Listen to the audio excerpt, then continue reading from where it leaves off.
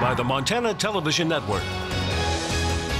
Montana This Morning continues on Montana's News Leader.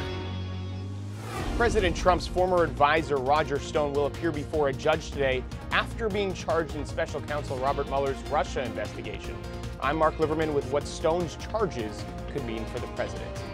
I'm Emma Hamilton reporting from Bozeman, and I'll have some tips to keep you safe when crossing train tracks coming up next.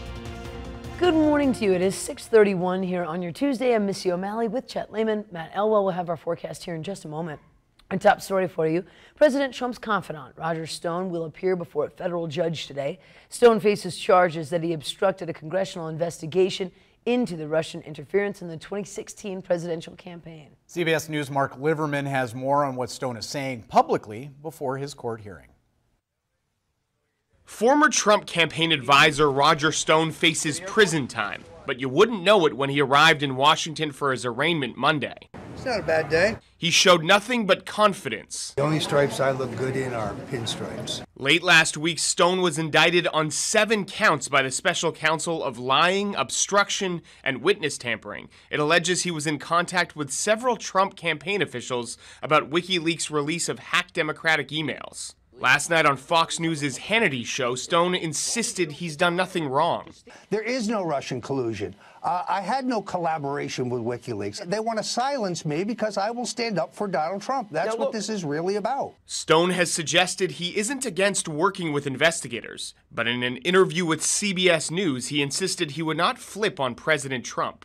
I have been very clear about the fact that I cannot and will not implicate the president because I would have to perjure myself in some way to do so. On Monday, White House Press Secretary Sarah Sanders was asked whether Stone, the 6th Trump aide charged in Mueller's investigation, represents a threat to the presidency. The more that this goes on, the more and more we see that none of these things have anything to do with the president. When asked about whether the president would pardon Stone, Sanders would not offer a definitive no. She said, quote, "I'm not going to get into hypotheticals that are just ridiculous." Mark Liverman, CBS News. By the way, yesterday, Acting Attorney General Matt Whitaker said the special counsel's probe was close to being completed. I know several of the prosecutors working with Mueller have moved on to other positions, so we'll see what happens on all of that. Certainly. Following the story always. Yep. Oh, of course. Yeah. Hey, it's cold outside. Burr. I don't know if you knew that. A lot of people haven't poked their head out. They will. They will. It's very chilly. Wind speeds have been fairly light, but we're still seeing that wind chill, dropping temperatures below 0, so you want to bundle the kids up as they head out the door today. Plenty of sunshine on tap, but our temperatures are going to be slow to progress. I don't expect us to get out of the 20s this afternoon.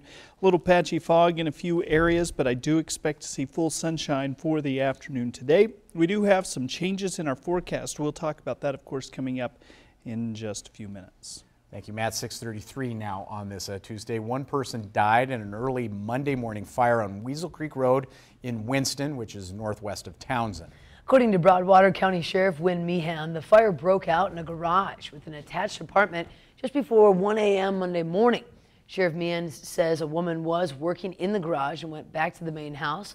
She later noticed smoke coming from the building and alerted her husband, who raced to get a ladder up to the second-floor window to try and rescue the 21-year-old man who was living there. Meehan says the 21-year-old man's body will be taken to Billings for an autopsy. Fire departments from Winston, Towson, and Townsend all responded. The state fire marshal and the Broadwater County Sheriff's Office are investigating what caused that fire.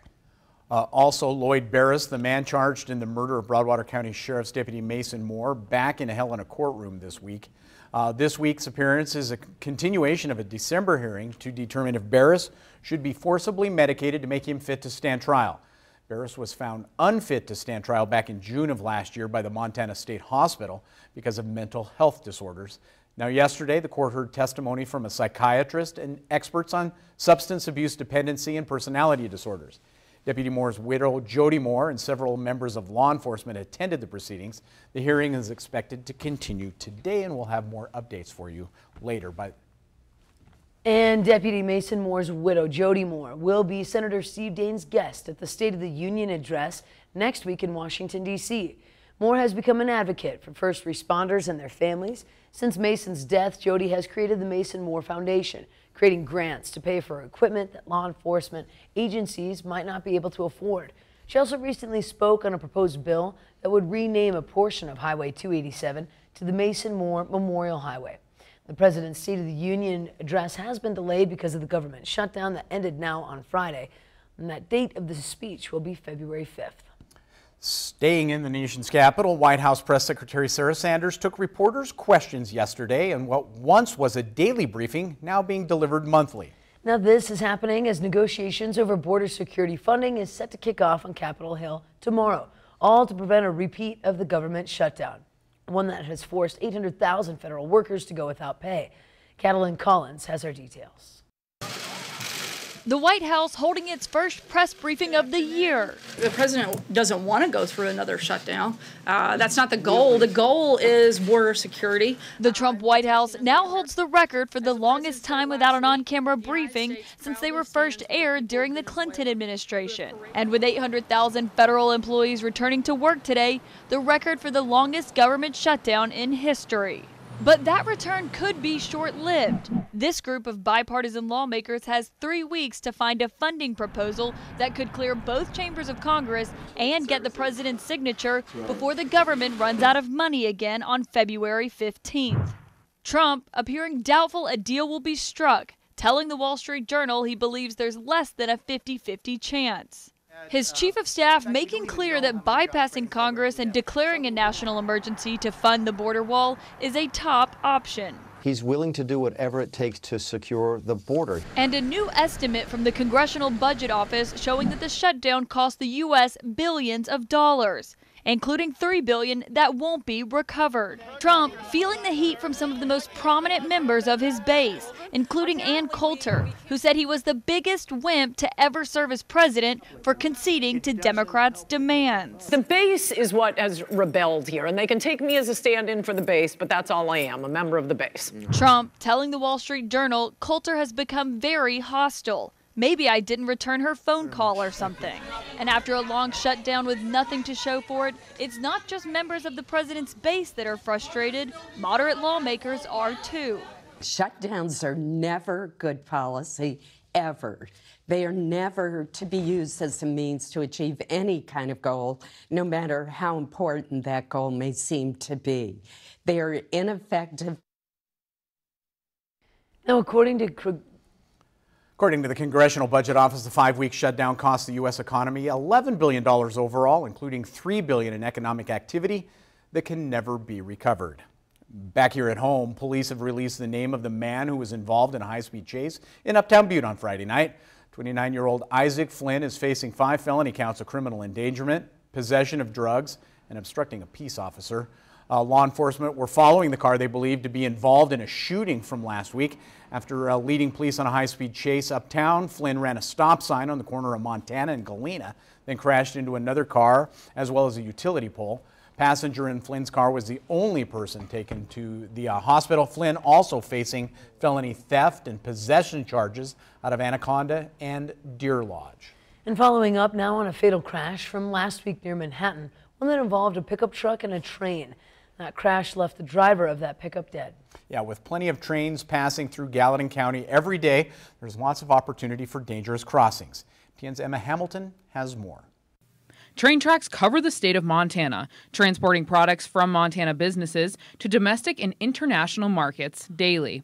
As trains are continuously traveling around the state, it increases the possibility of a dangerous crossing. What they need to do is pay attention to what kind of crossing it is to begin with. A lot of us get really used to the really busy ones where they've got the crossing arms and the flashing lights, but there are so many crossings in Montana that they don't. They may have crossbucks, just the X's indicating that the railroad tracks are there, may have a stop sign. Being aware of a train coming is important because it's easier for you to prevent a crash than it is for a train. By the time the crew would see a person or a vehicle disabled on the tracks or on the tracks in some other way, they can initiate an emergency braking application and sound the whistle, but often it would take more than a mile for a train to come to a complete stop. Montana Rail Link wants people to keep the following in mind. Taking photos on train tracks can be deadly and illegal. Only crossing at designated crossings. Never hunt, fish, or jump from trestles.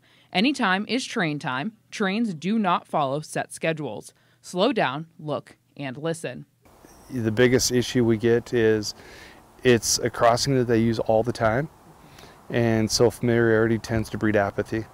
In Bozeman, Emma Hamilton, MTN News.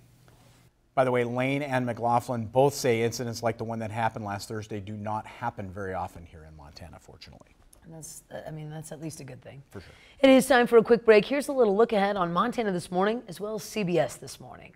Super Bowl festivities kick off. I'm Mo Lalengi in Atlanta, Georgia, with the sights and sounds of the first big event. Good morning ahead on CBS this morning. As the most extreme cold weather in a generation hits the Midwest, millions of Americans are at risk for hypothermia and frostbite. We're in Minneapolis, where it feels like -30. And 2 NFL coaching couples with 6 Super Bowl appearances between them reveal what the big game is like from the inside and the role that family plays. See you with all that at 7.